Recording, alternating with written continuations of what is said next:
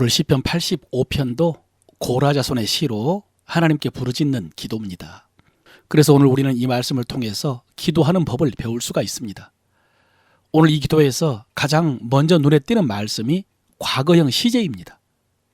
1절부터 보면은 여호와여 주께서 주의 땅에 은혜를 베푸사 야곱의 포로된 자들이 돌아오게 하셨으며 주의 백성의 죄악을 사하시고 그들의 모든 죄를 덮으셨나이다. 주의 모든 분노를 거두시며 주의 진노를 돌이키셨나이다 그랬습니다. 하나님께서 과거에 이렇게 구원을 베풀어 주셨다는 것입니다.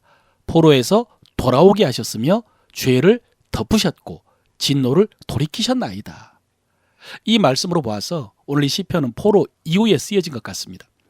하나님께 불순종하고 범죄함으로 바벨론 포로를 통해서 심판하셨는데 하나님께서 70년 만에 돌아오게 하셨죠.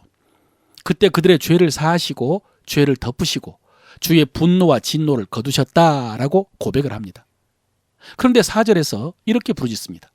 우리 구원의 하나님이여 우리를 돌이키시고 우리에게 향하신 주의 분노를 거두소서. 여러분 이것은 현재입니다. 시인과 이스라엘이 처한 현재 상황이고 현재의 기도입니다. 다시 하나님의 분노, 하나님의 진노를 경험하고 있는 것입니다. 실제로 오늘 본문에 두 번의 다시라는 표현이 나옵니다. 눈에 띄는 표현입니다. 의미상으로는 더 많지만 문자적인 표현으로는 두 번입니다. 첫 번째 6절입니다. 주께서 우리를 다시 살리사 주의 백성이 주를 기뻐하도록 하지 아니하시겠나이까 그랬습니다. 다시 구원을 베풀어 달라는 기도입니다. 70년 바벨론 포로에서 돌아오게 해주신 것처럼 그런 구원을 다시 베풀어 달라는 기도입니다. 지난 시편의 기도에서 보았던 것처럼 여러분 성경 속에 기록된 혹은 하나님께서 행하신 역사를 기억하면서 그대로 이루어달라라고 기도하는 것은 중요하다고 했습니다. 그것이 바로 하나님을 신뢰한다는 의미이기 때문입니다. 그런데 두 번째 다시라는 표현을 보면은 8절입니다. 내가 하나님 여호와께서 하실 말씀을 들으리니 무릇 그의 백성 그의 성도들에게 화평을 말씀하실 것이라. 그들은 다시 어리석은 대로 돌아가지 말지로다 그랬습니다. 그들은 다시 어리석은 대로 돌아가지 말지로다.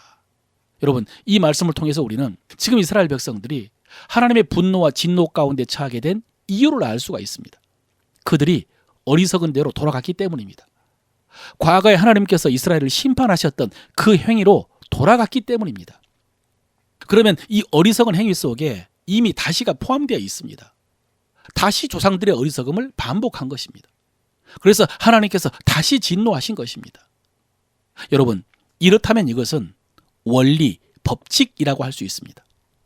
공식처럼 항상 같은 결과가 나오는 하나님의 뜻이라고 할 수 있습니다. 뭐가요? 범죄하면 하나님이 진노하신다는 것입니다. 범죄하면 하나님이 진노하신다. 새로운 원리가 아니죠. 너무나 평범하고 당연하고 익숙한 법칙이지요. 죄는 하나님의 진노를 일으키고 그래서 우리의 삶을 고통스럽게 한다. 여러분 이것은 평범하면서도 영원한 진리입니다. 그런데도 다시 범죄하는 것은 어리석은 것이죠. 여러분 우리가 왜 이렇게 어리석은 짓을 반복할까요? 영적으로는 마귀의 거짓말에 속아서입니다. 미혹에 속아서.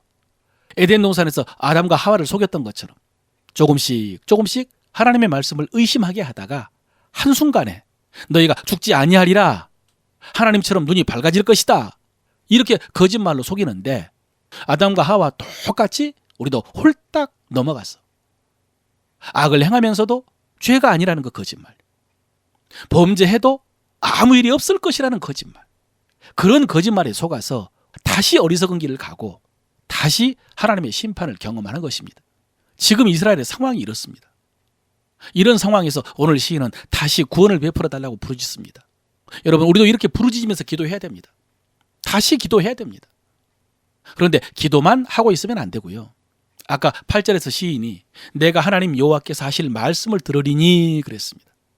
시인은 하나님께 구원을 구하면서 부르짖지만 그럴 때 하나님께서 말씀하신다는 사실을 알고 있습니다. 시인은 그 말씀을 듣겠다는 것입니다. 내가 하나님 여호와께서 하실 말씀을 들으리니 무릇 그의 백성 그의 성도들에게 화평을 말씀하실 것이라. 예, 시인은 그 말씀이 화평의 말씀이라고 확신합니다. 여러분 화평의 말씀이라는 것은 화평, 평안, 평화를 주는 말씀이라는 뜻입니다. 지금 상황은 하나님의 진노 가운데 있기 때문에 평안이 없습니다. 삶도 고통스럽고 하나님과의 관계도 불편합니다. 그런데 하나님께서 그 고통에서 벗어날 평안의 말씀을 주실 것이라는 것입니다. 그 불편함, 그 두려움에서 회복될 화평의 말씀을 주실 것이라는 것입니다. 그들은 다시 어리석은 대로 돌아가지 말지로다. 그렇게 해서 이번에 구원해 주시면 이제는 다시 어리석은 대로 돌아가지 말라고 말합니다. 이 말씀을 실감한다면 다시라는 말을 다시는 이렇게 들어야 될 것 같습니다. 다시는 어리석은 대로 돌아가지 말지로다.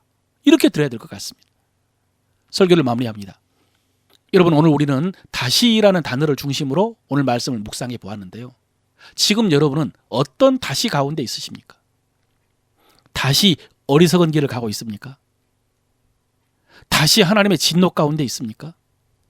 다시 구원해 달라고 기도하고 있습니까? 기도하면 하나님께서 말씀으로 응답해 주시는 것이 하나님의 법칙입니다. 그리고 그 말씀이 평강의 말씀입니다.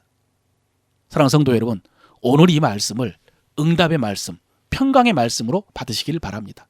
그래서 다시는 말씀을 떠나지 말고, 다시는 어리석은 길로 행하지 말고, 그 평강의 말씀을 붙들고 심고 의의 열매를 맺으시길 바랍니다.